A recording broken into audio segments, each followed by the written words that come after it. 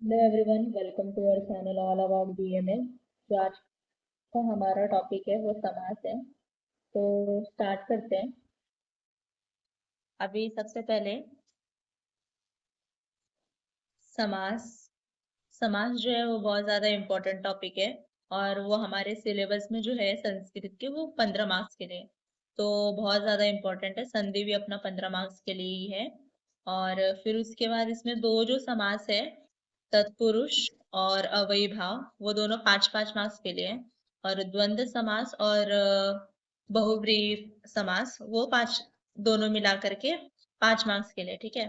तो अभी सबसे पहले हम लोग स्टार्ट करते हैं समास के डेफिनेशन से। समास मतलब क्या होता है? समास क्या होता है?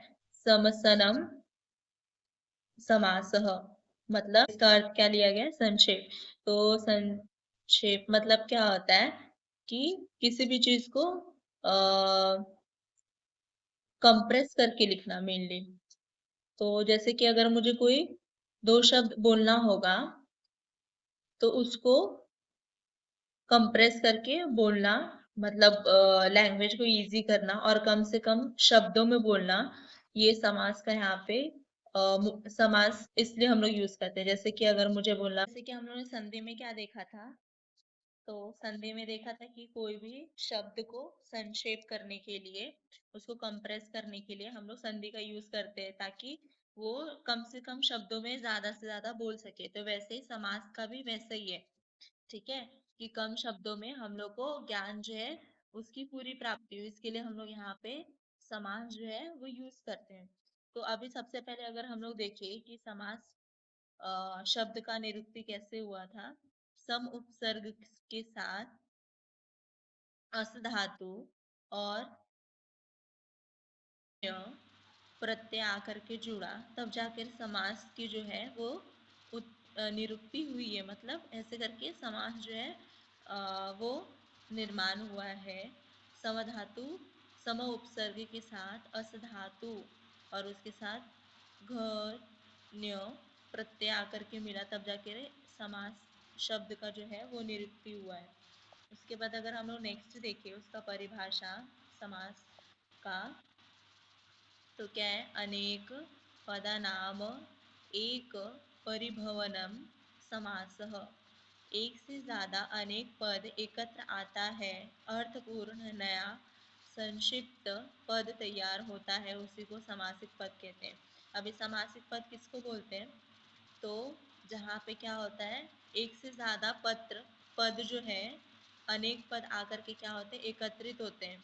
और एकत्रित होने के बाद उसका जब हम लोग विग्रह करेंगे, विग्रह करने के बाद जो उसका अर्थ है ना, वो चेंज नहीं होना चाहिए। वो अर्थपूर्ण, जैसे पहले जो उसका अर्थ था वैसे ही उसका अर्थ होना चाहिए। तो उसी को हम लोग क्या बोलते हैं? समासिक पद बोलते हैं। जैसे कि अगर हम लोग एग्जाम्पल लें तो उपकृष्णम, तो यहाँ पे उप क्या है? उपसर्ग है। और इसका अर्थ क्या होता है? समीप। तो क्या हो जाएगा इधर? और यहाँ पे कौन सी विभक्ति लगती है, ये सब हम लोग आगे देखने वाले हैं। तो इसमें लगती है षष्ठी विभक्ति। तो ये क्या हो जाएगा? कृष्ण क्या है अपना? अकारांत, और अकारांत पुल्लिंग है तो इसका सप्तमी षष्ठी विभक्ति लगेगा। तो क्या हो जाएगा? कृष्णस्य समीपम। तो इसका जब भी हम लोगों ने क्या किया? विग्रह किया, तो उसका अर्थ भी वैसे ही आ रहा है जैसे कि विग्रह के पहले था। ठीक है।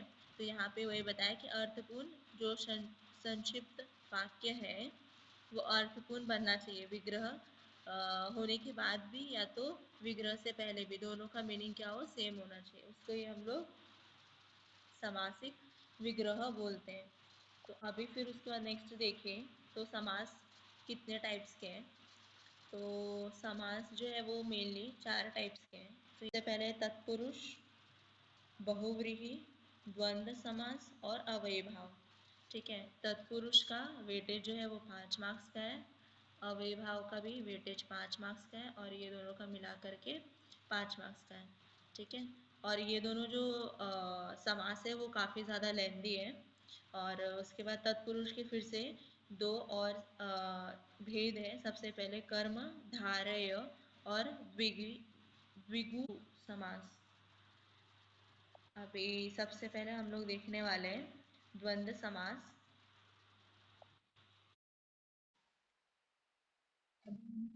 जो देखने वाले समास वो द्वंद्व समास है। तो द्वंद्व समास में कुछ मेन रूल है, तो वो आप याद रखिए ताकि समास को करते समय आपको इजी पड़े। और तो देखते हैं अभी सबसे पहले द्वंद्व समास। उसमें क्या होता है ना, दोनों पद जो है वो प्रधान होते हैं।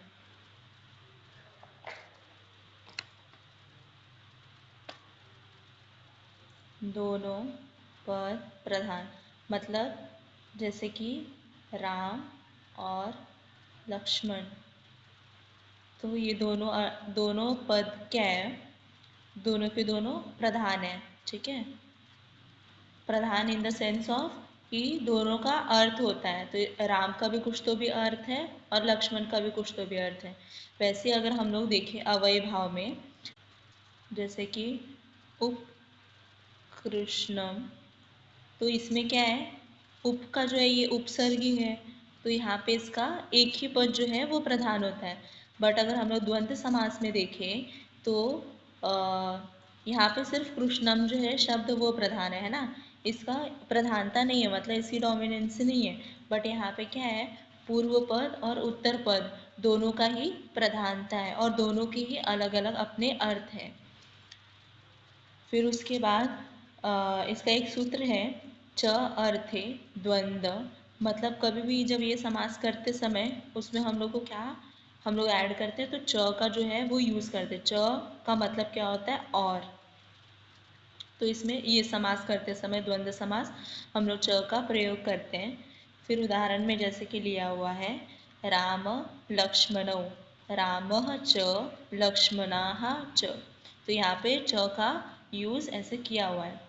तो ये समास जो है वो इजी है, इतना भी डिफ़िकल्ट नहीं है और आपको इजीली समझ में आ जाएगा। और उसके बाद अभी इसके है ना 3 टाइप्स हैं समास के। सबसे पहले इतरेतर द्वंद्व समास, समाहार द्वंद्व समास और एक शेष द्वंद्व समास। तो सबसे पहले इतरेतर का देखते हैं। इसमें भी क्या होता है, दोनों पद जो है वो प्रधान होते हैं और दोनों का ही क्या होता है, विभिन्न अर्थ होता है।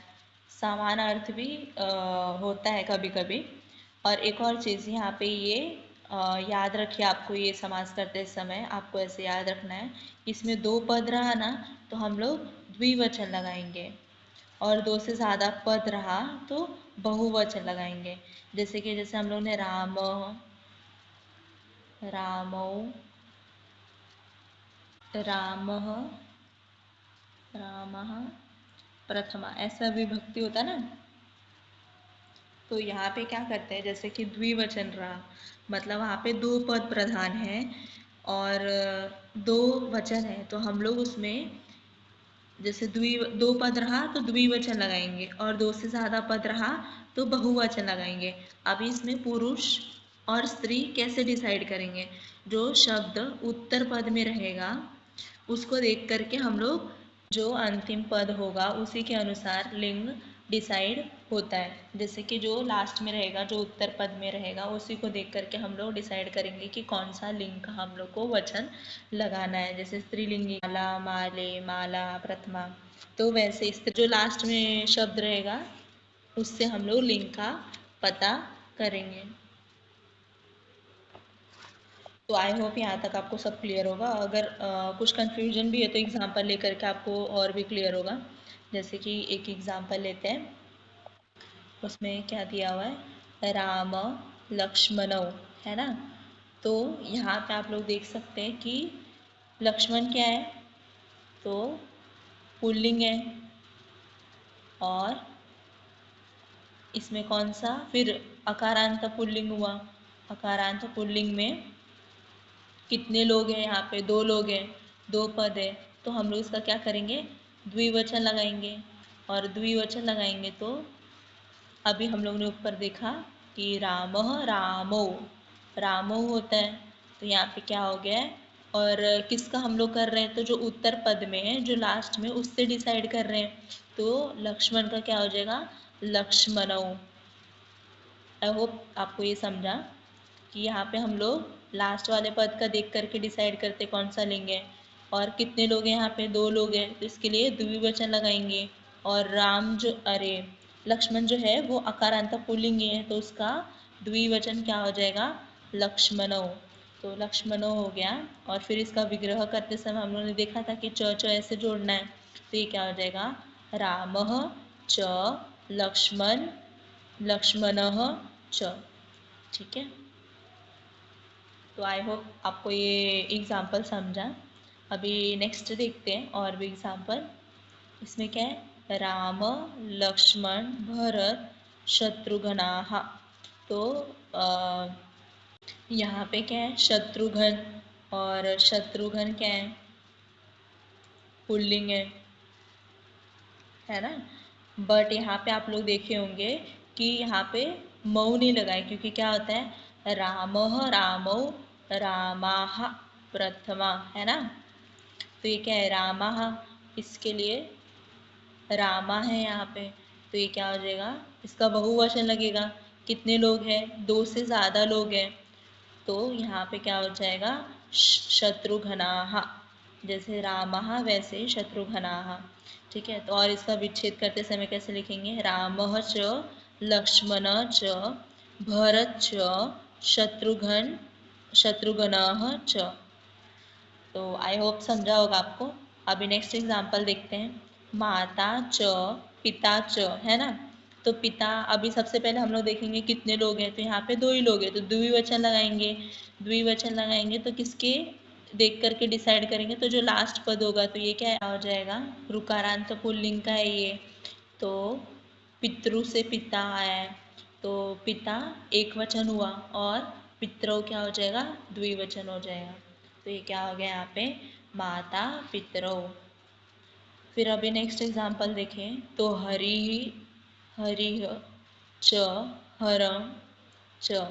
तो ये क्या हो जाएगा, इसका भी द्विवचन होगा, तो क्या हो जाएगा, हरि हरौ। फिर अभी नेक्स्ट देखें, गंगा च यमुना च। तो इसमें क्या है, गंगा च यमुना च। तो यमुना क्या हुआ, ये स्त्रीलिंगी है, और ये आकारांत स्त्रीलिंगी है, तो किसके प्रमाण चलेगा, प्रमाणे चलेगा, तो माला के। तो क्या हो जाएगा, माला माले मालाः प्रथमा। तो इसका द्विवचन तो क्या हो जाएगा, माले, तो यहाँ पे क्या हो जाएगा, गंगा यमुने। तो ये हो गया अपना इतरेतर द्वंद्व समास। आई होप आपको सब क्लियर होगा। और अभी नेक्स्ट देखते हैं। अभी इसमें कुछ और एग्जाम्पल है, सीता च रामः च। तो क्या हो जाएगा इसका, सीता रामो। और यहाँ पे एक ये है, स्पेशल केस है, फलानी च पुष्पानि च। तो क्या हो जाएगा, ये फल पुष्पानि। और धर्मश्च अर्थश्च कामश्च मोक्षः च। तो क्या हो जाएगा, धर्म अर्थ काम मोक्षाः मोक्षाः। अभी हम लोग ने इतरेतर द्वंद्व समास जो है वो देखा। अभी नेक्स्ट जो है समासिक देखते हैं। अभी समासिक में क्या है, जब समासिक पद में अनेक पदों के होने से समुदाय का बोध होता है। यहाँ पे क्या होता है ना कि समूह, मतलब कि कुछ ग्रुप्स वगैरह का, या तो कुछ एक प्रजाति का ज्ञान के बारे में बोध होता है, उसी को हम लोग क्या बोलते हैं, समासिक द्वंद्व समास बोलते हैं। जैसे कि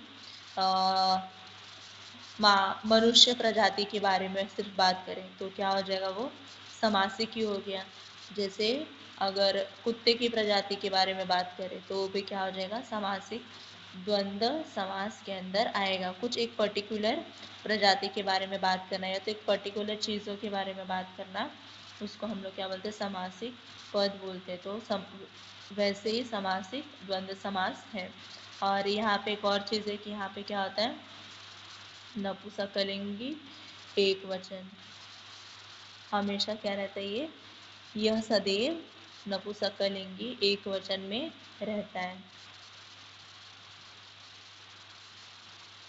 और यहाँ पे नोट डाल के भी लिख लीजिएगा कि एक ही प्रजाति का होता है, या तो एक ही प्रजाति के होते हैं बट जो उनका एक ही प्रजाति के होते हैं बट उनका क्या होता है, जो स्वभाव है वो विरोधी होता है, मतलब अलग अलग रहता है। जैसे कि अगर हम लोग उदाहरण लें तो आपको समासिक पद के बारे में ज़्यादा नॉलेज होगा। तो सबसे पहले क्या है, पानी च पादौ च। पानी मतलब क्या, हाथ, और पादौ मतलब पैर। तो हाथ, पादौ मतलब क्या, पैर। तो एक ही प्रजाति के बारे में बोल रहे हैं। किसके प्रजाति के बारे में, मनुष्य की प्रजाति के बारे में। और यहाँ पे हम लोग स्पेसिफिकली अपने पार्ट्स ऑफ बॉडी के बारे में बोल रहे थे। इसका क्या हो जाएगा, नपुंसकलिंगी एक वचन लगाना है ना, तो पानी पादम। तो जैसे वनम वने वनान्य प्रथमा, तो क्या हो जाएगा, ये वनम नपुंसकलिंग है, तो इसका यहाँ पे क्या हो जाएगा, पानी पादम, ऐसे करके। अभी नेक्स्ट एग्जांपल देखें तो गजहा च सिंहा च, ठीक है। तो इसका क्या हो जाएगा, ये भी एक तरह का समुदाय के बारे में बोल रहे हैं। तो इसका क्या हो जाएगा, इसका भी नपुंसकलिंगी एक वचन होगा, तो गज सिंहम। फिर उसके बाद नेक्स्ट एग्जांपल देखें तो गोहा च व्याघ्रः च, तो ये क्या हो जाएगा, फिर से नपुंसकलिंगी एक वचन, तो गो व्याघ्रम, ठीक है। फिर गोधूमः च, और उसके बाद क्या है, चनकः च, तो इसका क्या हो जाएगा, गोधूम चनकम। तो ये भी एक ही प्रजाति के हैं। गज मतलब क्या, हाथी, और ये सिंह, फिर जानवर में आ गए ये। और उसके बाद गोधूम अपना जो गेहूँ होता है, वो चना होता है, उसी का प्रजाति हुआ। और गो मतलब गाय, और व्याघ्र मतलब यहाँ पे क्या, गो मतलब गाय और व्याघ्र मतलब शेर। तो ऐसे एक ही प्रजाति जानवर के बारे में ही बोल रहे हैं। इसके वजह से यहाँ पे भी क्या हो जाएगा, ये समासिक द्वंद्व समास हो जाएगा। अभी नेक्स्ट समास देखें तो एक शेष समास। इसमें क्या होता है, समास अधिकरण के अनेक शब्द समास होने पर एक रूप में परिवर्तन हो जाते हैं। जैसे कि बहुत सारे शब्द रहेंगे बट उसका एक ही शब्द में उसका परिवर्तन होता है। जैसे कि अगर हम लोग बोलना चाहें कि बहुत सारे लड़कों की बात करें तो हम लोग क्या बोलेंगे, ही बोलेंगे पहली बात तो लड़कों को, तो ही का क्या होगा, दे होगा। और वैसे ही अगर शी भी रहेगी या ही भी रहेगा, तो ऐसे बहुत सारे लोगों को बोलना रहेगा, तो हम लोग दे का यूज़ करते हैं। वैसे ही यहाँ पे भी एक शेष समास में सेम वैसे ही होता है। यह समास समान रूप अर्थ किंतु विभिन्न रूप शब्दों के साथ ही होता है। अब इसमें आप लोग इसमें क्या होता है, इनका समान रूप अर्थ किंतु विभिन्न रूप शब्दों के साथ ही होता है। जैसे कि अभी एग्जांपल लेते हैं तो आपको ज़्यादा क्लियर होगा। सबसे पहले समान रूप में देखें, सह च सह श सह च, ऐसे करके है। तो सह मतलब किसका है, ये सह, तो ते प्रथमा है ना। सह जो है वो पुल्लिंगी के लिए हम लोग यूज़ करते हैं, तो ही है। और उसका बहुवचन क्या है, ते। यहाँ पे क्या हो जाएगा, ते। वैसे ही सा च क्या हो जाएगा इसका, तो ताह, शी के जगह पे, ठीक है। और तच्च तच्च तत्त तत्त च, तो इसका क्या हो जाएगा, नपुंसकलिंग के लिए तत्ते तानी प्रथमा, तो ये क्या हो जाएगा, तानी। रामः श रामः श रामच, तो ये क्या हो जाएगा, रामः, इसका बहुवचन। अभी ये हो गया अपना समान रूप। वैसे ही अगर हम लोग देखें विभिन्न रूप में, तो इसमें क्या होता है ना कि जो या तो वही शब्द होगा, या तो यहाँ पे मेनली कपल की बात करेंगे।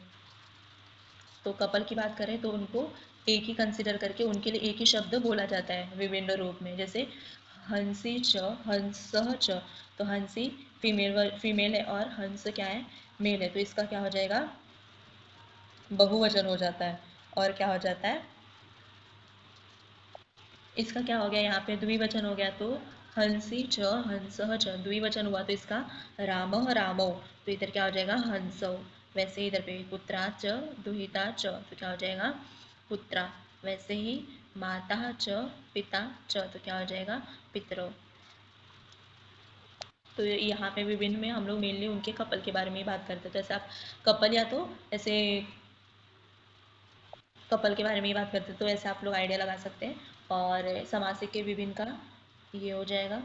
और फिर अगर आपको एक बार वापस हम लोग गो थ्रू करते हैं कि हम लोग ने सबसे पहले क्या क्या पढ़ा। सबसे पहले समास पढ़ा है, समास का डेफिनेशन कि किसी भी चीज़ को संक्षेप करके लिखना समास होता है। और उसके बाद उसका अर्थ भी नहीं बदलना चाहिए विग्रह करते समय या तो शब्द बनाते समय। और वैसे हम लोग ने देखा कि समास के 4 टाइप्स होते हैं, तत्पुरुष, बहुब्रीहि, द्वंद्व और अव्ययभाव। तत्पुरुष के 2 है, कर्मधारय और द्विगु। आज जो हम लोग ने समास देखा वो द्वंद्व समास देखा। उसमें क्या होता है, दोनों पद जो है वो प्रधान होते हैं, दोनों का अलग अलग अर्थ होता है। और इसके वजह से हम लोग उनको जब भी विच्छेद करते विग्रह करते समय हम लोग क्या करते हैं, किसका यूज़ करते हैं, च का यूज़ करते हैं। वैसे ही उसमें क्या होता है, 3 समास उसके और भी हैं। सबसे पहले इतरेतर, उसके बाद समाहार और उसके बाद एक शेष। इतरेतर समास में क्या होता है कि दोनों पद तो प्रधान होते ही है बाकी सबके जैसे ही। और वो दोनों पद, अगर 2 पद रहे तो द्विवचन लगाते हैं और 2 पद से ज़्यादा रहे तो बहुवचन लगाते हैं।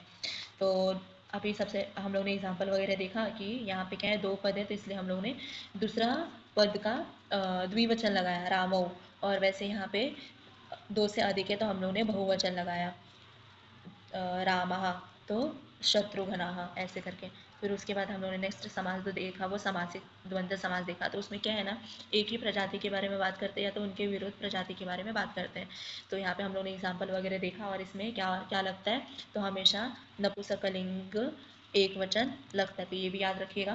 फिर उसके बाद नेक्स्ट जो समास है एक शेष समास, तो उसमें क्या होता है कि एक ही शब्द यूज़ करते हैं, बार बार ही यूज़ करने के ही यूज़ करने से अच्छा है कि एक ही शब्द यूज़ करते हैं, जैसे कि ते। वैसे यहाँ पे भी है, अगर समान रूप का रहा तो ते, ता, तानी ये सब यूज़ करेंगे। या तो विभिन्न रूप का रहा तो उसका मोस्टली वो कपल में ही रहेगा, तो इसको हम लोग द्विवचन में यूज़ करेंगे, जैसे रामो, वैसे हंसो, पुत्रो, पित्रो, ऐसे। तो आई होप आपको वीडियो अच्छी लगी तो चैनल को सब्सक्राइब कीजिए, वीडियो को लाइक कीजिए। Thanks for watching.